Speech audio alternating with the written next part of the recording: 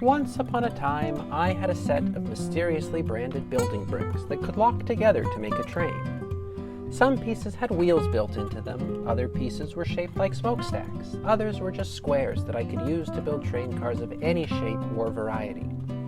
There were a few rules that governed how the pieces fit together, but overall, the possibilities for building train cars were limitless. I no longer play with that train set, but I do spend a lot of time playing with sentences, and the more time I spend with sentences, the more I realize that they work in a very similar way. Just like the building set, sentences are made up of discrete pieces that can fit together in myriad ways. There are some rules that govern how those pieces fit together, but overall, the possibilities for arranging those pieces are limitless. Most traditional approaches to grammar start with a tour through the parts of speech, the nouns, verbs, adjectives, prepositions, and all of that. We're not going to do that here, though, for a couple of reasons. First, that's really boring.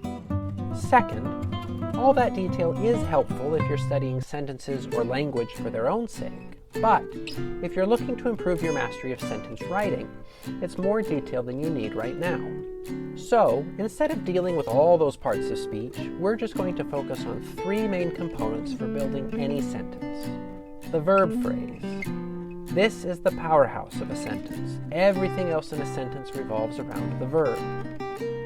One or more noun phrases. If the verb is the powerhouse of the sentence, noun phrases are what draw power and meaning from the verb.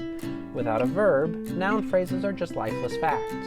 Without noun phrases, verbs are just aimless energy. Modifiers. Almost everything else you could think of is a modifier. Modifiers add information beyond the simple assertions of noun and verb phrase combos. Modifiers can make sentences more informative, more engaging, more dramatic, or fun. Like the different building blocks in my train set, the three sentence components can be arranged and rearranged to create an infinite number of sentences. This highlights a third reason for ignoring a grand tour of the parts of speech.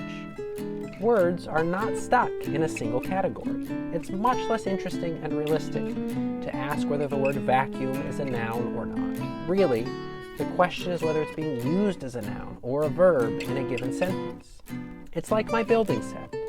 There was a particular piece that was designed to be the pilot of the train. Sometimes I put it on the front car like I was supposed to, but I also used it sometimes as a hat for the conductor or as a decoration somewhere else. There was a conventional purpose for that piece, but I was also free to use it in different ways. The piece's intended use mattered much less than the context I actually put it in. Remember, grammar is not about right and wrong. It's about what's possible. Because of that, our focus on grammar here is not on rigid categories. Instead, the focus is on helping you see the creative possibilities of language and the flexibility that you have as a writer. So don't worry about what a word is or what it's meant to be. Think instead about where you're putting it and how you're using it in your sentence. Some of your most interesting and surprising sentences will come into being when you use a word in a new or unexpected way. Of course, that's not to say that everything is possible. When I was building train cars, I was constrained by the different connectors that were built into each piece. I couldn't just connect any piece to any other piece in any way that I wanted to, but I still had a lot of flexibility.